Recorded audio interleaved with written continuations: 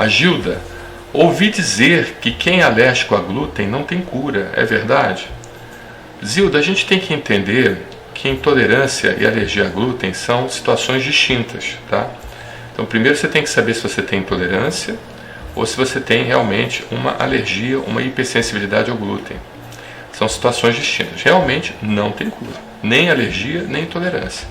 Você precisa justamente parar de comer todos os alimentos que têm glúten, porque eles causam um processo inflamatório intestinal, e esse processo inflamatório cronicamente diminui a absorção de nutrientes, vai enfraquecendo você e pode causar até problemas mais sérios se não tratado adequadamente, né? Em criança, então, é muito perigoso, porque como diminui a absorção de nutrientes, você acaba tendo um baixo crescimento, um baixo desenvolvimento intelectual também, né? Aquilo ali acaba com a qualidade de vida da criança, ou seja, vai se tornar um adulto cheio de deficiências. Então, o diagnóstico para intolerância ou alergia ao glúten tem que ser feito rápido. Esse diagnóstico tem que ser feito rápido. E quando a gente faz ele rapidamente e manda então para uma orientação nutricional com um nutricionista, é impressionante como a qualidade de vida da pessoa muda, como realmente dá água para o vinho. É impressionante como isso acontece, tá? Então a minha orientação é a seguinte: se existe essa dúvida, procure um médico. Ele vai fazer uma análise bastante precisa e vai tentar fazer um diagnóstico para intolerância ao glúten, a doença celíaca principalmente. Agora, mesmo pedindo vários exames, é importante que você entenda a restrição que o médico tem. Ele vai começar com exames menos invasivos, que são aqueles exames que de certa forma não precisam de metodologias, de métodos que venham colocar alguma coisa em risco a sua vida, né? Então ele vai tentar justamente pelos exames de sangue, de fezes, né?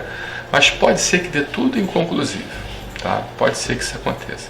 Se der tudo inconclusivo, o que pode ajudar, o que realmente a maioria das vezes faz o diagnóstico, é a colonoscopia com biópsia de ilho terminal e a endoscopia com biópsia de duodeno proximal, tá? Que são dois exames invasivos que têm seus riscos, né? Precisa, a colonoscopia basicamente é como se fosse uma cirurgia, você tem que ir para um centro cirúrgico, tem que tomar uma anestesia, né? Você tem que injetar o aparelho através do ânus, ou seja, existe uma pequena chance, é muito raro acontecer, muito raro, principalmente quando é feito por um médico que já tem experiência, mas existe uma pequena chance de haver uma perfuração intestinal. Isso é uma possibilidade. Mas às vezes a única forma realmente de você chegar num diagnóstico adequado é você fazendo então a chamada colonoscopia, tá bom? Ou a endoscopia com biópsia de duodeno proximal. É colonoscopia com biópsia de ilho terminal, né? Que o ilho terminal é a última porção do intestino delgado, e ali você consegue ver uma hiperplasia linfóide, é um dos achados, né? Só a título de curiosidade, e também uma biópsia do duodeno proximal, ok? Mas tenta fazer logo esse diagnóstico se realmente existe uma suspeita. Agora, o que eu vou terminar aqui essa conversa nossa é o seguinte: tem muita moda em relação à intolerância e alergia ao glúten. Hoje, glúten é o mal do século, segundo muitas revistas sensacionalistas e segundo, infelizmente, muitos colegas médicos que seguem áreas da medicina que não têm validação científica, tá?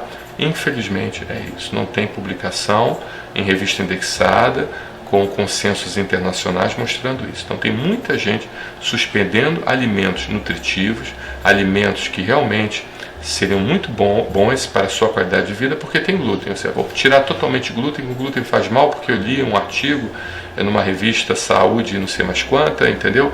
E aquilo ali me convenceu, então estou tirando o glúten. Então não é assim, tá? Isso é uma pequena parcela da população que tem alergia ou intolerância ao glúten. A grande maioria da população não tem nada com glúten, faz uso do glúten e absolutamente não acontece nada. Inclusive existe até uma parcela de vegetarianos que comem a proteína do glúten, tá? Não sei se vocês já perceberam isso. Já foram em restaurante de vegetariano, tem um bife de glúten. Não sei se vocês já viram isso. Então, ou seja, tem vegetarianos, tem pessoas veganas que fazem uso de proteína do glúten sem nenhum problema.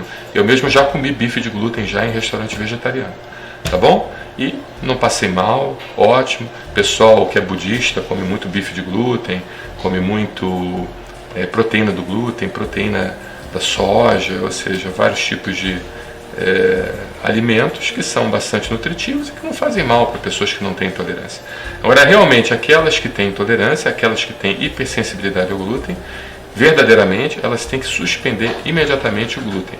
E a única maneira é o seguinte: consulta médica, exame físico, pedir exames laboratoriais de sangue, fezes e pedir também, se possível, se não fizer o diagnóstico, até porque também, quando você tem um diagnóstico positivo, isso é bom a gente falar, né? Não é a minha área, mas eu estudo tudo, né? Quando você tem um diagnóstico positivo para intolerância ao glúten, você só consegue confirmar realmente essa intolerância através de um exame chamado colonoscopia ou endoscopia. Aí você tem que tirar uma biópsia para confirmar realmente, para poder sugerir que o paciente suspenda totalmente o glúten de sua alimentação. Tá bom? Um abraço, muito obrigado pela sua pergunta, excelente. Vamos lá.